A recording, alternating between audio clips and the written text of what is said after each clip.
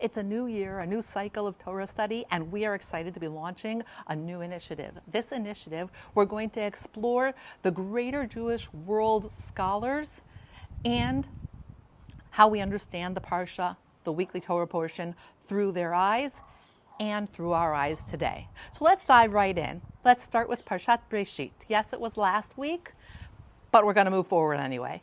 At the opening of Bereshit, the Torah does more than describe the creation of the world. It explores the creation of consciousness, identity, and ethical awareness. It is not only physical matter that God brings forth, but the human potential to think, feel, and choose.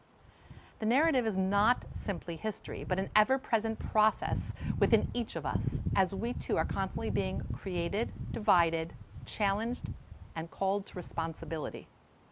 In the earliest verses of Genesis, or Bereshit, Adam is formed not as two beings, but as one complete, undivided human, containing within a single entity both masculine and feminine qualities.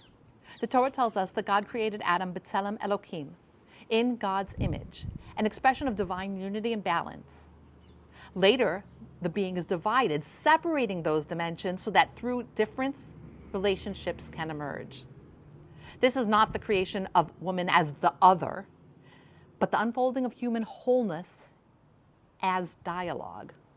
Before division, Adam embodies the harmony of opposites within one soul.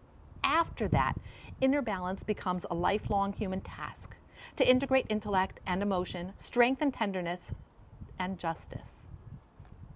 The verse, Zachar u'nekeva bara'am, vayvrech otam, vayikra et shmam Adam, biyom hibara'am, male and female he created them, and he blessed them, and called their name Adam. And in the day they were created.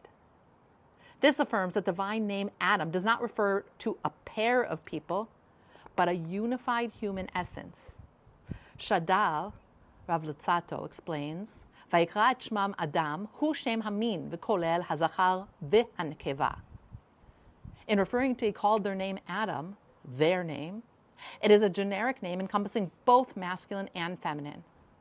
And Ramban, or Nachmanides, deepens this, teaching that Adam is not a personal name, but a description of humanity itself. Thus, even when later divided into distinct bodies, the original Adam remains a complete soul that includes both elements within. This reading has profound moral implications. If Adam is one being who embodies both poles of creation, then being human is not about division, but about integration.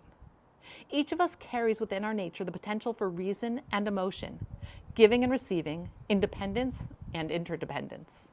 No gender, role, or identity can claim exclusivity in reflecting the divine image. It is the coexistence of difference within unity that reflects God most truly. When Adam and Chava, or Adam and Eve, eat from the Eitz Hadat Tov V'Ra, the tree of knowledge of good and evil, they experience the awakening that accompanies difference. The Ramban, again Nachmanides, explains that before this moment, humanity acted in natural harmony, instinctive, pure, unconflicted. Eating the fruit introduced choice, desire, and moral tension. Knowledge became both gift and burden. The human being, once internally whole, now must live with complexity and contradiction, yet through them learns responsibility. In God's words, Vayomer Hashem Elokim, Hen ha'adam haya ke'echad mimenu, lada'at tov v'ra. Behold, the human has become like one of us, knowing good and evil. With knowledge comes consciousness, and with consciousness, accountability. God does not destroy humanity's newfound capacity, but sends Adam forth from the Garden of Eden to live in awareness, to work, to create, to choose. Leaving the garden is less exile than evolution, an invitation to participate in ongoing creation. Later, Cain's tragic dialogue with God deepens this lesson. When asked, Ayeh Hevel Achicha, where is your brother Hevel? He explains, Hashomer Achi Anochi, am I my brother's keeper? The Torah's first human question is, Ayeka, where are you? The second is, where is your brother? These questions remain timeless. They ask us not only to account for our location in space, but for our position in spirit. Where are we in relation to others? Where are we in relation to community? Where are we in relation to shared humanity? To be Adam, this being of unity and difference, is to hear both calls and respond with awareness and compassion. Maimonides, Rambam, in Guide for the Perplexed, explains that humanity's highest faculty is the intellect, the capacity to discern truth from falsehood.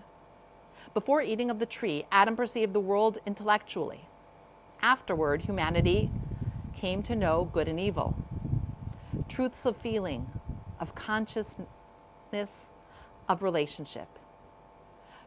Through that shift, some intellectual clarity was lost, but moral sensitivity and emotional intelligence was gained. Rambam's insight reminds us that wisdom alone is not enough. True human fullness arises when intellect and emotion meet, when knowledge serves empathy, and when the heart refines understanding. To be created b'tselem Elokim means cultivating both forms of knowledge, the analytical clarity of the mind and the intuitive insight of the heart. The Torah's use of a singular, unifying Adam urges us to recover that integration, to reclaim the harmony of being before division, while still cherishing the dialogue that division makes possible. Bereshit, then, is not about male and female as opposing forces, but as complementary aspects of one human soul. Every person holds both, the drive to understand and the capacity to feel. Spiritual maturity lies in balancing awareness and empathy, intellect and emotional intelligence, so that our choices reflect the full spectrum of what it means to be human. As we begin 5786, creation calls us anew. To be Adam, to be human, is to unite thought with feeling, to engage in the work of self-knowledge without abandoning connection. The tree of knowledge was never simply a test of obedience. It was an invitation to consciousness. The divine image within us yearns not only for purity of intellect, but for wholeness of understanding, for a heart informed by wisdom and a mind guided by compassion. In this sense, returning to Eden is not a journey backward, but a journey forward, to a world where intellect and empathy stand side by side, reflecting the unity that Adam once embodied and that we are still striving to restore.